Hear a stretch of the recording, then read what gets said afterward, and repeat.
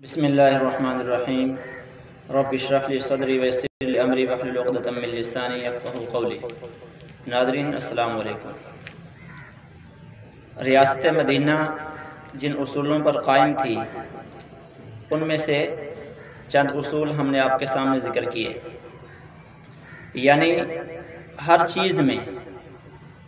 عدالت میں، تعلیم میں، معیشت میں اور ثقافت میں، زندگی کے ہر شعبے میں اللہ اور نبی پاک صلی اللہ علیہ وسلم کے احکامات کو ماننا، یہ ریاست مدینہ کا تصور اور ریاست مدینہ کی بنیاد ہے۔ ہر شعبے میں نبی پاک صلی اللہ علیہ وسلم کے طریقے کو دیکھنا، کیونکہ نبی پاک صلی اللہ علیہ وسلم کی ہدایات اور رہنمائی ہر شعبے کے اندر موجود ہے۔ اسی لیے پوری دنیا پر جب زوال کا وقت تھا تو اللہ تعالیٰ جل شانہ نے اس دنیا کی ڈوبتی کشتی کو کنارے پہ لگانے کے لیے نبی پاک صلی اللہ علیہ وسلم کو مبعوث فرمایا اور ایک نظم و ضبط اور ایک نصب العین دیا زندگی کا کہ اس کے مطابق پوری زندگی گزارنی ہے۔ ریاست مدینہ میں زندگی کے ہر شعبے کے لیے ہدایات اور رہنمائی موجود ہے، لیکن آج ہم ریاست مدینہ کا نام لیں مگر ہمارا لباس، ہماری تہذیب وہ ساری کی ساری مغرب سے آئی ہو، ہم مغرب سے نقل کر رہے ہوں، ہماری زندگی کے اندر نبی پاک صلی اللہ علیہ وسلم کی سنت نہ ہو، تو پھر ریاست مدینہ اس طرح نہیں بنتی۔ اصل تو امت محمدیہ کا کام پوری دنیا کی رہنمائی اور پوری دنیا کی نگرانی تھی، جیسا کہ نبی پاک صلی اللہ علیہ وسلم نے صحابہ اکرام کی تربیت فرمائی اور اس کے بعد انہوں نے پوری دنیا کو معاشی طور پر اور زندگی کے ہر شعبے کے اندر ایک رہنمائی دی۔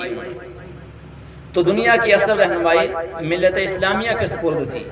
1400 سال قبل بھی جب ملت اسلامیہ نے لوگوں کی اور دنیا کی رہنمائی کی تو دنیا کو کیا دیا؟ دنیا کو امن دیا، دنیا کو سکون دیا، دنیا کو بھائی چارہ دیا، دنیا کو ایک انسان کو دوسرے انسان سے قریب کیا، انسانوں کی غلامی سے نکال کر اللہ کے سامنے کھڑا کیا، اللہ کے قریب کیا، انسانیت سکھائی، انسانوں کو اخلاق دیے اور دنیا میں پوری دنیا کو امن کا گہوارہ بنا دیا، یہاں تک کہ انسان اپنے دین کے بارے میں، اپنی جان کے بارے میں، اپنے مال کے بارے میں کسی قسم کے خوف و ہراس کا شکار نہیں تھا۔ لیکن آج جن قوموں کو ہم تہذیب یافتہ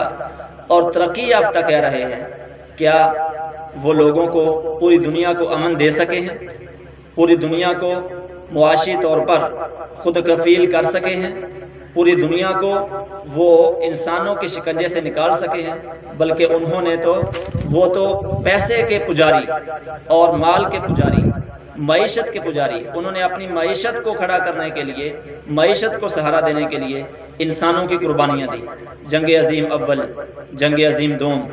لاکھوں کروڑوں انسان لقمہ اجل بن گئے۔ یہ تو تہذیب یافتہ قوم کا کمال اور ان کی تاریخ ہے آپ کے سامنے۔ لیکن نبی پاک صلی اللہ تعالی علیہ وسلم اور آپ کے صحابہ نے جب اپنا ایجنڈا دنیا کے اوپر نافذ کیا تو پوری دنیا پر امن قائم تھا، پوری دنیا کو انہوں نے امن دیا، بھائی چارہ دیا۔ تو آج جس قوم کو ہم ترقی یافتہ کہہ رہے ہیں، کیا وہ امن، وہ ترقی، وہ انسانیت، وہ بھائی چارہ، ایثار و ہمدردی اور وہ منزل دنیا کو دکھا سکتی ہے؟ دلی سکون لوگوں کو دے سکتی ہے وہ ترقی یافتہ قوم اور وہ تہذیب یافتہ معاشرت جس کے ہم آج بڑے پرچار کر رہے ہیں؟ اور بعض لوگ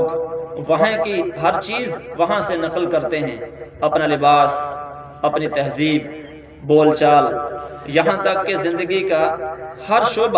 شعبے میں وہاں سے رہنمائی لیتے ہیں۔ تو ہمارے پاس ہر طرح کی رہنمائی موجود ہے، زندگی کے ہر شعبے میں ہمارے پاس رہنمائی موجود ہے، لیکن کام ایک شعبے میں نہیں ہو سکا کہ ہم جدید تعلیم نہیں حاصل کر سکے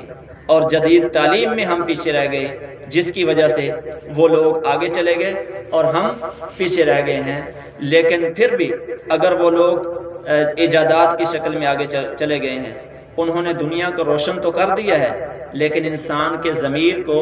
اور دلوں کو تاریک کر دیا ہے، اور دلوں کو انہوں نے اندھیرے کے اندر دھکیل دیا ہے۔ انہوں نے انسانوں کو فضا کے اندر اڑنا تو سکھا دیا ہے، سمندروں کے اندر تیرنا تو سکھا دیا ہے، لیکن انسان کو زمین پر چلنا اور زمین کے اوپر کیسے رہنا ہے وہ نہیں سکھایا۔ اس کی بہت بڑی مثال ہے فلسطین کا مسئلہ، کہ فلسطین کے اوپر کس طرح انسانوں کے اوپر ظلم ہو رہا ہے، کشمیر کے اوپر ظلم ہو رہا ہے۔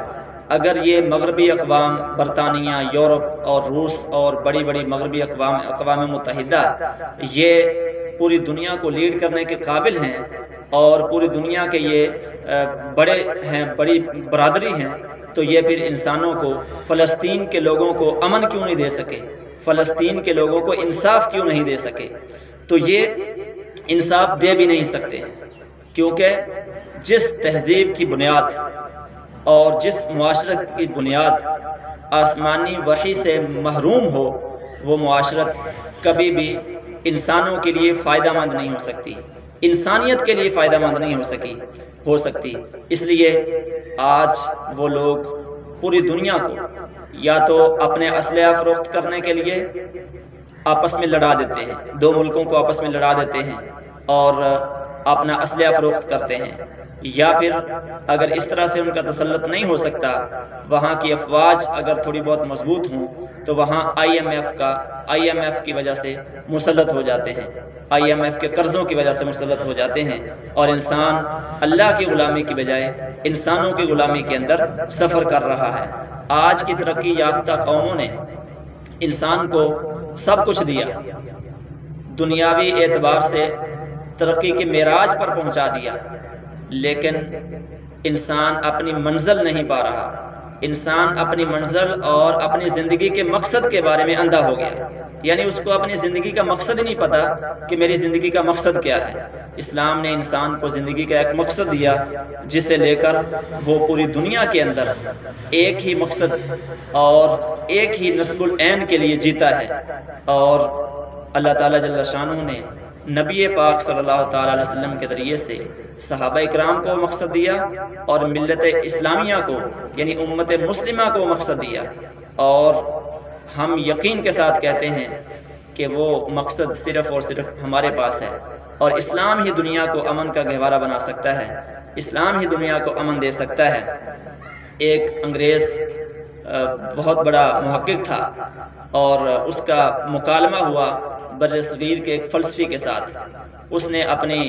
اقوام کی بڑی ترقی کی داستان سنائی کہ ہم نے جناب ایسے بحری جہاز تیار کر لیے ہیں جو بحر اوقیانوس کو چند گھنٹوں میں پار کر سکتے ہیں، بحر انٹارکٹک کو چند گھنٹوں میں وہ پار کر سکتے ہیں، اور اسی طرح ہمارے پاس ایسے ہوائی جہاز ہیں جو ہزاروں کلومیٹر کا فاصلہ چند گھنٹوں میں طے کر لیتے ہیں، اور اسی طرح اس نے اپنی ترقی کی ایجادات کی جو ہے وہ داستان سنائی کہ ہم نے ایجادات کر کے دنیا کو تیز رفتار بنا دیا ہے۔ تو وہ ساری کی ساری باتیں سنتا رہا، آخر میں اس نے کہا کہ آپ نے انسانوں کو پرندوں کی طرح فضا میں اڑنا تو سکھا دیا، انسانوں کو مچھلیوں کی طرح پانی کے اندر تیرنا تو سکھا دیا، لیکن زمین پر چلنا نہیں سکھا سکے کہ انسان نے زمین پر چلنا کیسے ہے، یعنی انسان نے انسان بن کر زمین پر رہنا کیسے ہے، انسان نے لوگوں کی ہمدردی انسان کے اندر کیسے پیدا ہوگی، اخلاقیات کیسے پیدا ہوں گی، انسان ایک دوسرے کے قریب کیسے آئے گا، انسان آپس میں بھائی چارہ کیسے قائم کر سکے گا، اور سب سے بڑی بات کہ انسان کو اس کی اصلی منزل سے دور کر دیا ہے۔ آج اسلامی دنیا، مسلمان اور امت مسلمہ اگرچہ بڑی بڑی ایجادات سے محروم ہے، لیکن پھر بھی یہاں پر ہمیں اپنے طور پر اور بحیثیت انسانی اور بحیثیت اسلامی بھائی چارے کے طور پر ہمیں کسی بھی قسم کی احساس کمتری کا شکار نہیں ہونا چاہیے، بلکہ ہمارے پاس اللہ کا دیا ہوا سب کچھ ہے، اور سب سے بڑی بات کہ ہمارے پاس قرآن پاک ہے، ہمارے پاس حدیث پاک ہے، ہم اس پر عمل کر کے آج بھی پوری دنیا کے اوپر اسی طرح سے پوری دنیا فتح کر سکتے ہیں جس طرح صحابہ اکرام نے فتح کی تھی۔ آج بھی ہمارے پاس وہ نسخہ موجود ہے جس کے اندر کامیابی ہے، لیکن مسئلہ یہ ہے کہ ہم اس نسخے کو استعمال کریں تو بات بنے۔ اور اس بارے میں ایک مثال پیش کروں گا کہ ایک حکیم، بہت بڑا حکیم تھا، ایک آدمی کو کوئی بیماری لگی، اس نے کئی لوگوں سے علاج کروایا لیکن آرام نہ آیا، کبھی وہ کسی کے پاس جاتا، کبھی کسی کے پاس۔ ایک آدمی نے بتایا کہ فلاں آدمی بہت بڑا حکیم ہے، اس کے پاس آپ جائیں۔ تو وہ حکیم صاحب کے پاس گیا، حکیم صاحب نے اس کو نسخہ دیا اور دوائی دی، تو وہ لے کر چلا گیا۔ ایک ہفتے کے بعد آیا اور حکیم صاحب کو کہنے لگا کہ حکیم صاحب آپ کی دوائی نے مجھے آرام نہیں دیا، میں نے تو بڑی آپ کی مشورے سنی تھی، لیکن 8 دن ہو گئے ہیں آج مجھے آرام نہیں ملا۔ حکیم صاحب نے کہا کہ کیا آپ نے وہ میں نے جو دوائی دی تھی وہ استعمال کی ہے، لی ہے؟ تو اس نے کہا جناب آپ کی دوائی بالکل اسی طرح میرے پاس محفوظ ہے، آپ دیکھ سکتے ہیں۔ تو حکیم ہنسنے لگا کہ جب تک آپ دوائی کو اپنے پیٹ میں نہیں اتاریں گے اس وقت تک آپ کو آرام کیسے آئے گا؟ تو ہمارے پاس نسخہ کیمیا موجود ہے، اسی نسخہ کیمیا پر عمل کر کے وہ زمانے میں معزز تھے مسلمان ہو کر، اور ہم خار ہوئے تارک قرآن ہو کر، اور ایک بہت بڑا سبب جو ہے ہماری ناکامی کا، وہ آپس کا انتشار بھی ہے۔ کیا خوب کہا کسی نے کہ سینکڑوں خدا ہیں جن کے ایک جگہ کھڑے ہیں اور ایک خدا والے سارے بکھرے ہوئے پڑے ہیں۔ آج ہمیں اتحاد کی بھی ضرورت ہے۔ اللہ تعالیٰ جل شانہ ہمیں قرآن ہدایات پر عمل کرنے کی توفیق عطا فرمائے۔